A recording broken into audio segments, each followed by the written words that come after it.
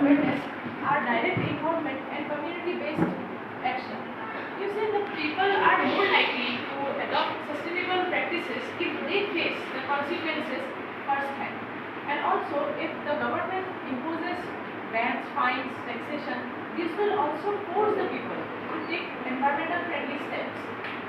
So, in conclusion, I would like to say that education is not enough. It is there, but it is not enough. The best tool, like I said before, are direct involvement and regulatory steps. Because people do not care about the environment at all. They only care if they face the consequences of the harmful environmental effects. And so, if this direct involvement takes place, and also if government imposes fines and bans, then people will be condemned to take the environmental friendly steps. These are the best, if not the most effective. They are best and the most effective.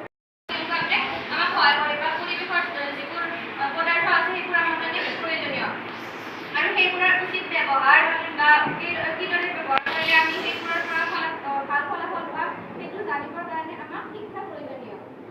আৰু ২ number point হৈছে শিক্ষাই আমাৰ মানুহৰ যিটো আৱেগ পৰিৱেশত থকা আৱেগটো বৃদ্ধি কৰে, কিয়নো শিক্ষাৰ দ্বাৰা আমি আমাৰ যিটো পৰিৱেশৰ পৰা থকা ভাল প্ৰভাৱ সেইটো বিষয়ে জানিব পাৰোঁ বা শিক্ষা আমাক কিদৰে সহায় কৰে সেইটো জানিব পাৰোঁ।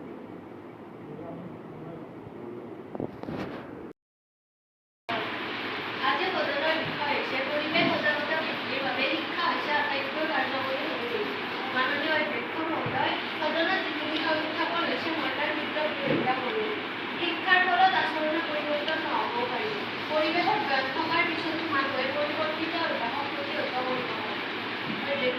আমাৰ যিবোৰ পৰিৱেশত থকা কাগজৰ ব্যৱহাৰ যদি আমি দিনক দিনে বৃদ্ধি কৰি থাকোঁ সেইটোৰ ফলত আমাৰ বাঁহৰ যিটো উৎপাদন ক্ষমতা সেইটো নোহোৱা হৈ গৈছে, যাৰ ফলত আমাৰ পৰিৱেশৰ ভাৰসাম্যটো বিনষ্ট হ'ব আৰু সেইবোৰৰ কাৰণে আমি শিক্ষাটো আমাৰ কাৰণে প্ৰয়োজনীয়। সেয়ে মই ভাবোঁ যে শিক্ষা আমাৰ ভাল এটা আহিলা য'ত আৰু আমাৰ Colleges are not kids. They have completed 12 years to 10 years of education. But even with that, just look around at the walls. You will see that all the walls are covered in spit stains. So with this you can say that education is not enough, because these students are educated and their carbon footprints are through the roof. Simple. We can even take the best example we can take of our college. We all know college is a place where it is important, but it is not the most effective for in order to promote environmental awareness.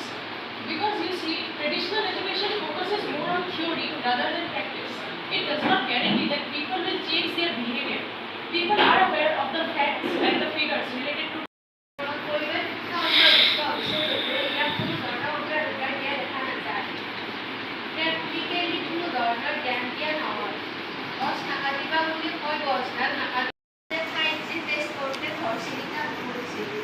গতিকে এই কামখিনি উচ্চ শিক্ষিত লোকসকলে কৰিছিল। গতিকে অধ্যক্ষ মহোদয় আমি ভাবি চাওক, যদি অতি উচ্চ শিক্ষিত মানুহে নিজৰ লাভৰ বাবে নিজৰ সুখৰ বাবে ইমান চৰাইক মৃত্যুমুখলৈ ঠেলি দিব পাৰে, গতিকে আপুনি ক'বনে যে পৰিৱেশ সজাগতাৰ বাবে শিক্ষা আটাইতকৈ কাৰ্যকৰী সঁজুলি? প্ৰাকৃতিক সঁজুলিৰ ক্ষেত্ৰত আমি তাৰ ওপৰত জ্ঞান কৰিছোঁ। তাৰ পৰিৱৰ্তে আমি উন্নত কৰিছোঁ যান্ত্ৰিকতা লগতে ভৌতিকতাৰ ভিত্তিত। বিভিন্ন ধৰণৰ যান্ত্ৰিকতা সঁজুলি আমি পৰিৱেশ বিনষ্ট কৰি বিভিন্ন ধৰণৰ যান্ত্ৰিকতা সঁজুলি আমি ব্যৱহাৰ কৰিছোঁ।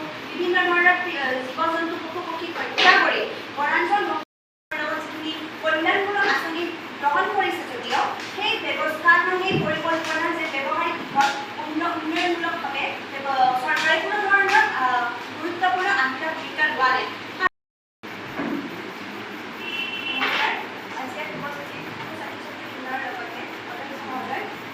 আজি এই প্ৰতিযোগিতাখনৰ প্ৰধান বিষয়টো হৈছে পৰিৱেশ সুৰক্ষা আৰু সজাগতাৰ ওপৰত শিক্ষাই কাৰ্যকৰী সঁজুলি হয়নে নহয়। এইটো মই সম্পূৰ্ণৰূপে বিৰোধিতা কৰোঁ, কাৰণ উচ্চ শিক্ষিত ব্যক্তি এজনেও কোনো ধৰণৰ বৰ্তমান সময়ত পৰিৱেশৰ লগত কোনো ধৰণৰ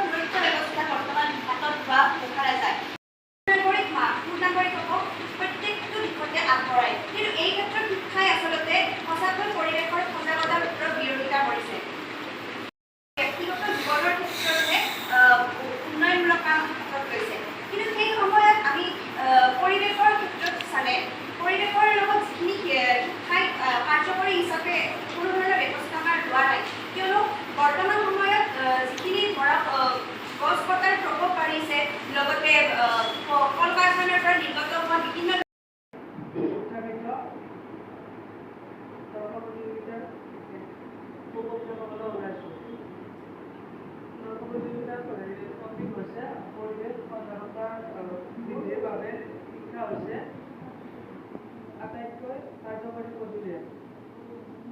এইটো বিষয়ে আমি সকলোৱে জানো, কিন্তু এইটো বহুখিনি মানুহে ইয়াত সজাগতা নহ'ব পাৰে, কাৰণ বেছি প্ৰভাৱ পৰিব সমাজৰ ওপৰত। উদাহৰণস্বৰূপে আমি আমাৰ কলেজৰ কথা কৈছোঁ, আমি ফাৰ্ষ্ট চেমত পৰিৱেশৰ ওপৰত এখন পাইছিলোঁ, তাত আমি অকল পঢ়িছোঁহে, প্ৰায় 300 ল'ৰা ছোৱালী আমি পঢ়িছোঁ, কিন্তু বৃদ্ধ তেওঁলোকে হয়তো শিক্ষাৰ লগত জড়িত নহ'ব পাৰে। গতিকে পাঠ্যপুথিৰ দ্বাৰা আমি পৰিৱেশ সজাগতাৰ বৃদ্ধিৰ ওপৰত আমি সমাজৰ ওপৰত প্ৰভাৱ পেলাব নোৱাৰিব পাৰোঁ। আৰু